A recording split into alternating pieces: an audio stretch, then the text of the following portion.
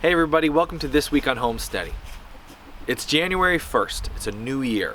A lot of people are looking to this year to see how they can improve their own homesteads, farms, and just life in general. And we're no different. We looked back on the last couple of years and tried to figure out what areas have we been lacking on our own homestead. And one area that we figured we're definitely lacking and want to improve in is with our garden. So how are we going to build a garden that's going to cut hopefully 50% of our grocery bill during the summer? We're going to get to that in today's episode. We're going to show you how to start a garden with the no-till method, because tilling is bad. So let's get cracking.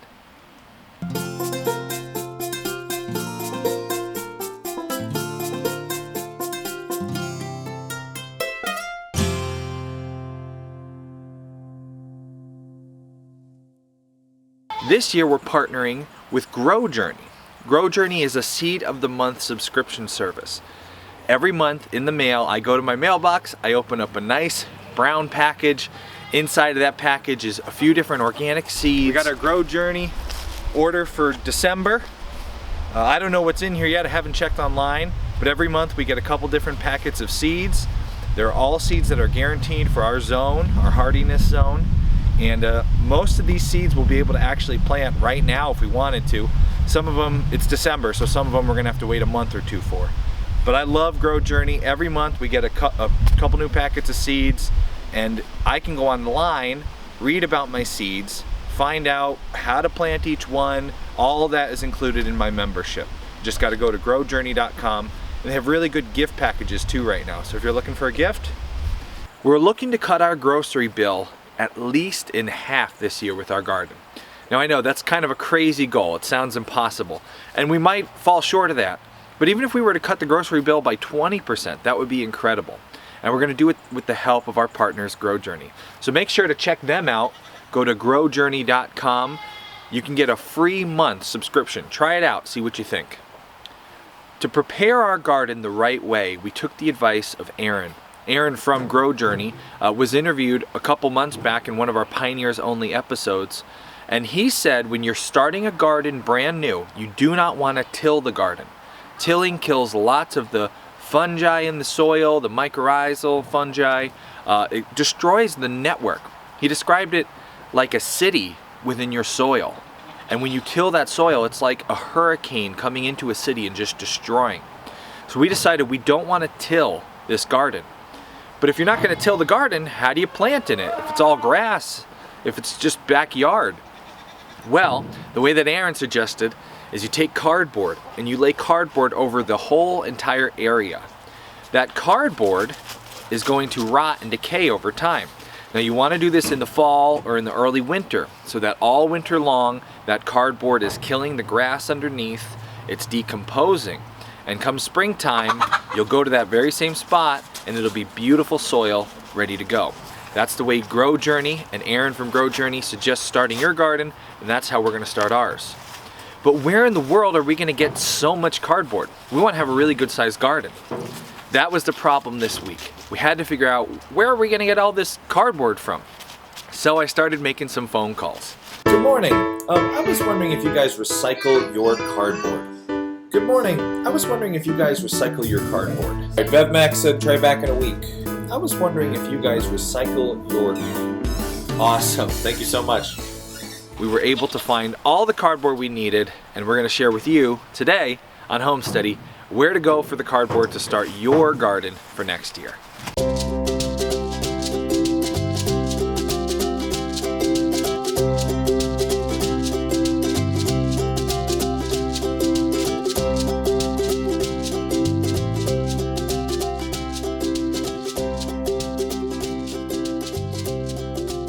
All right, so we just stopped at our first stop.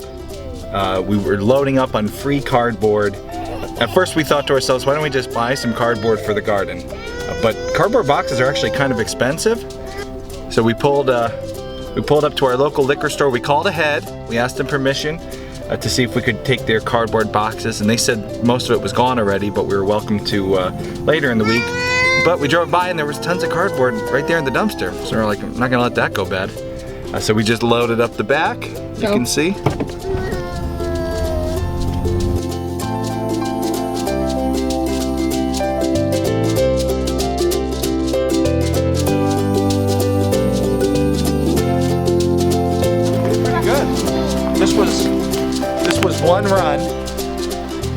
show in the van what could fit in the middle of our minivan. As you can see, that pile, this is about half of the space we want to do for a garden this upcoming year. We're going to do another big square over there, which is why we're going to go. She's got to stay out, honey.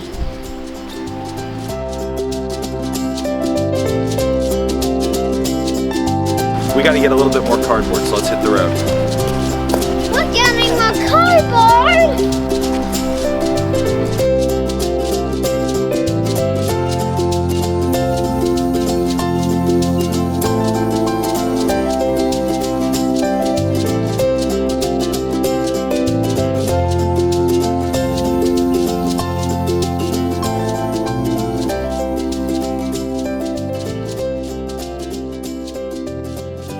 So we had to do a lot of dumpster diving to get enough cardboard to cover this large-sized garden. We found there were some really good sources for cardboard and some that were not so great but work in a jam. The first spots we tried were the liquor stores in town. The liquor store. And at the liquor stores we found lots of smaller sized cardboard which worked, but it had a lot of ink on it. And you want to try to avoid the ink because you don't know what's in that ink, you don't know if there's toxins, and you don't want to start your new organic garden out with ink and toxins. Beggars can't be choosers, and if that's all you can get, there are a few pieces in here that are made of that same kind of small liquor store cardboard box. You'll see a few Blue Moons and a few Coronas in the mix. But we tried to find what we could with the least amount of ink, the least amount of print, definitely not the glossy stuff, and we took off all the plastic and all the tape. Next spot that we tried was a stove store. The stove store. Now this is like a wood stove, heating, they have spas, and they did have some larger sized pieces of cardboard, but they didn't have anything really huge. They had just gotten a lot of it taken away. And one of the tips we found was you call ahead, you get permission, and then you find out whether or not they've just recently had the recycling guy there taking it all away and it save you the stop. So the stove shop was great. They did have some nice stuff, but they didn't have a lot of it. And nothing really huge. The plus side to the stove shop was there was a lot less ink. There was a lot less branding. Because this was not like a retail box that was going to be seen by people. It was a storage box in the back. The absolute best spot we found for getting good quality cardboard was a hot rod shop just up the road from our farm. The Hot Rod Garage. We were driving by it and Kendra said to me, hey, why don't you turn over there? There's a auto body shop. And we had read that a lot of people found good cardboard boxes, a lot of big ones without a lot of ink, at auto body repair shops, anywhere where they're getting large pieces of stuff that can't be scratched. And there's not going to be any ink, again, because it's not retail. So we pulled in, I went inside, talked to the guys, a couple great guys. I told them I had a farm up the road. I told them I have a pork farm, I'd bring them by some bacon. Sure enough, they hooked me up really good. We got lots of giant big cardboard boxes with next to no ink on them. There were some staples which I've taken the time with my knife to cut out. Don't forget to use your coupon Homesteady at NW Supply for your own Leatherman knife. I use mine in pretty much every video because we're constantly using that multi-tool. But I cut out the staples with my knife, and now we've got everything laying out here. So the next step is to get this all covered with wood chips. As you can see, the goats really like the cardboard. They're coming over and they're biting it and they're eating it, and we don't really want our goats eating cardboard. So we're gonna get a really heavy layer of wood chips over all of this, and that'll give it time to decompose and become part of the soil. In the extended version of this video, which all the Homesteady pioneers get to watch, we talk about how we were able to get 5 truckloads of free wood chips.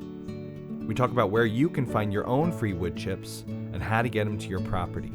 Become a Homesteady Pioneer, you'll have access to the extended version of all our videos and all our Pioneers Only podcast episodes, including the one where we interviewed Aaron Von Frank all about starting a no-till organic garden. It's only $5 a month. Go to thisishomesteady.com and become a pioneer. Chips from the pile. I got my dad here helping me out. My dad's company, AJM Earth, is a company that's designed to do big, large-scale landscape projects, reshaping your lawn if you want to put in terraced gardens or water features or ponds. And they also do excavation, they work on septic systems. So he's got all the big tools that you need for something like this. So I called Dad up, I said, hey, would you help me get my garden in? He brought a track loader with him. The track loader can go just about anywhere. And he also brought the dump truck with him. So we're able to take all the wood chips, load them up into the dump truck, take them down to the garden area. In the springtime, this will be a beautiful spot ready to plant with a really rich environment to plant our new plants in. It won't be a wasteland as if it would be if we had tilled. It'll be a soil that has a heavy layer of animals, of microscopic organisms, fungi, everything you need to have a healthy start to your garden. And hopefully this will kill off all the weeds. That cardboard layer is going to have everything die, nothing will go to seed, and that hopefully will help us start a garden weed free. And with that heavy layer of wood chips, those weeds will never get a chance to even grow. So we're really starting a beautiful garden, a great organic garden, the best way we can, with no weeds starting in competition. When you till a garden, you're allowing all the weed seeds that are in the soil a chance to propagate. That's why when you go and till an area, plant your garden, you didn't plant any weed seeds, but suddenly there's weeds growing up everywhere. Weed seeds are in the soil all over the place. And with freshly disturbed soil, now they have a chance to come up. Don't forget, check out growjourney.com. It's a Seed of the Month club. It's awesome and we love them. So go visit growjourney.com and start on the grow journey that we've started this year. Do it along with us because we're going to cover it throughout this season. So that's the spot for our garden. It's all prepped. We got all the cardboard laid out. Think about ways that in this upcoming year you can improve your homestead. Whether it's a beautiful 20-acre farm or just an apartment garden. Whatever you're working with, think about how you can improve, how you can cut your own grocery bill, spend more time with your wife and your kids or your family at home, enjoying time outside and working with the land. Speaking of goat, would you stop? Go, go, go, go, go, go. Go, go. So the next step is to get this all, they prevent erosion. But that's not good. They're hungry. We want to hear what your goals are for this upcoming year on your homestead. Leave a comment below, tell us what your goals are for the new year, and don't forget, subscribe. There's a goat. Where does goat come from? Don't forget to subscribe.